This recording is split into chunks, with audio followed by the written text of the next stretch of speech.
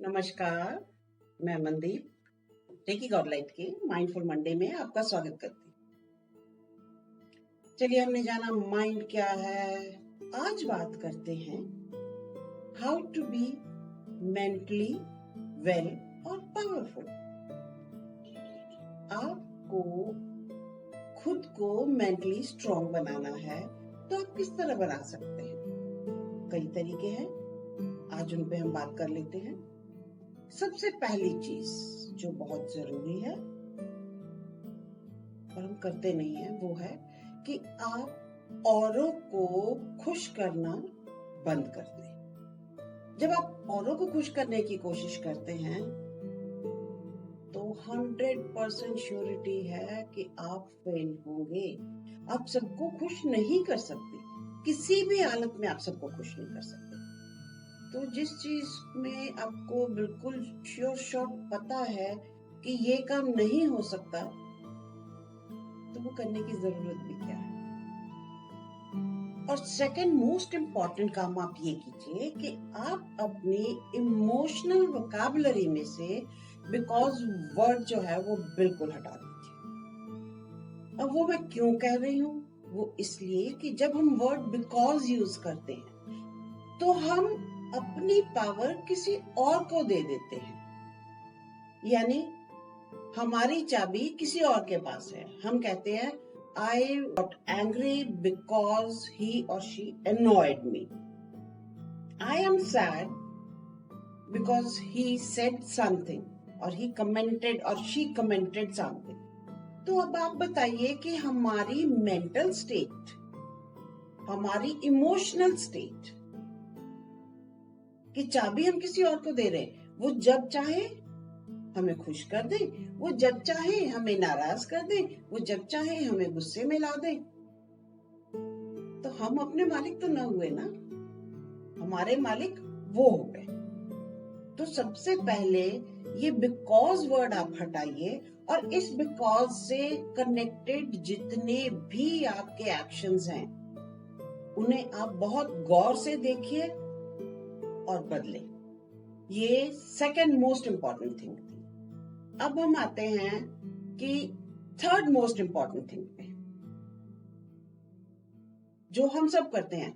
मेरे हिसाब से कम 99% लोग हम ये काम करते हैं।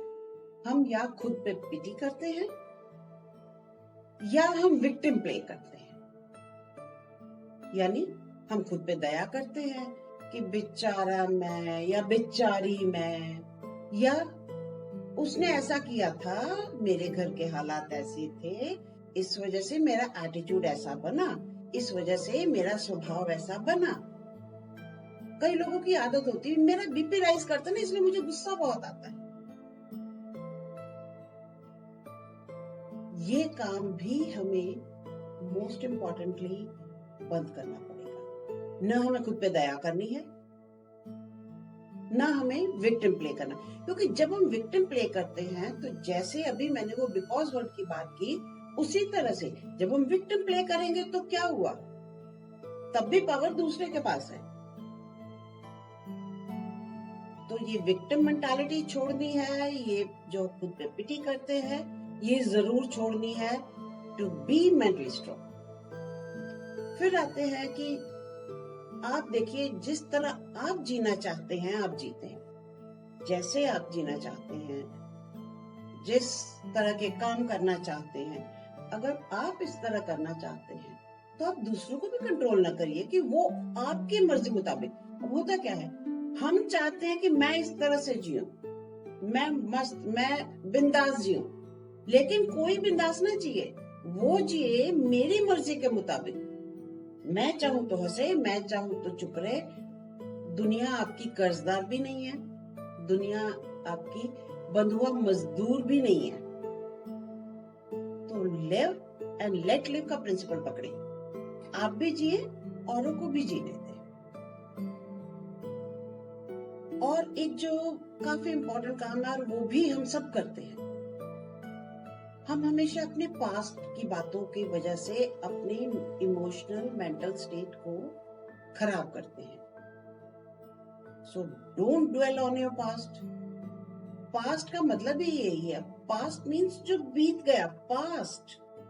और अगर वो बीत ही चुका है तो उससे जो लेसन लेना था हमें, आप सिर्फ वो एक लेसन लीजिए और आगे चलिए।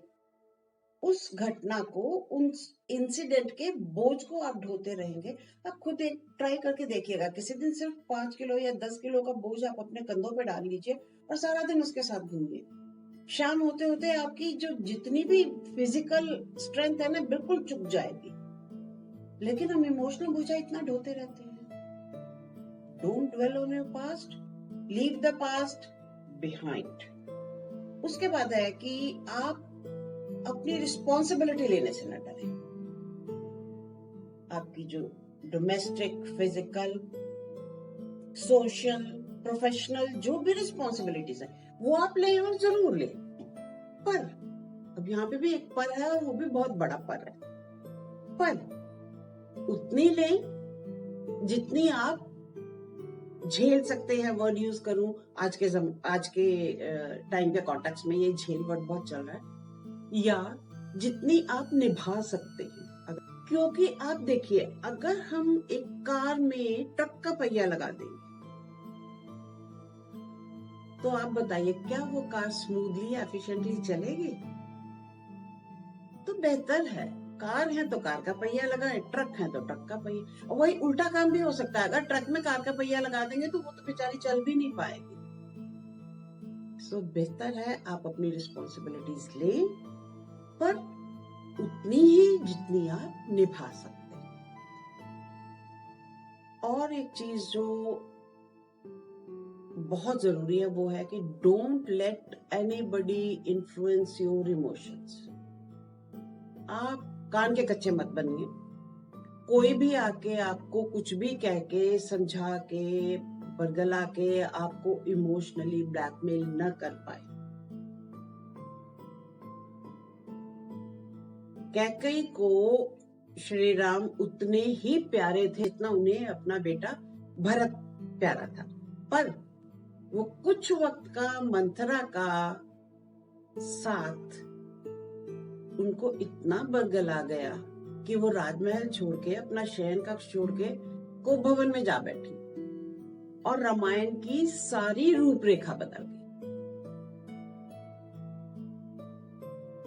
तो आप अपनी जिंदगी में किसी मंथरा को आपको इन्फ्लुएंस मत कर दीजिए। दूसरी चीज है कि आप उन चीजों के लिए बिल्कुल बॉदर करना बंद कर दें जो चीज आप कंट्रोल नहीं कर सकते।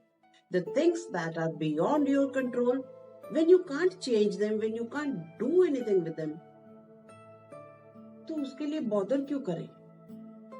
उसके लिए बॉदर करके हम खुद को मेंटली वीक करेंगे, खुद को मेंटली परेशान करेंगे। तो बेहतर है हम खुद को परेशान न करें।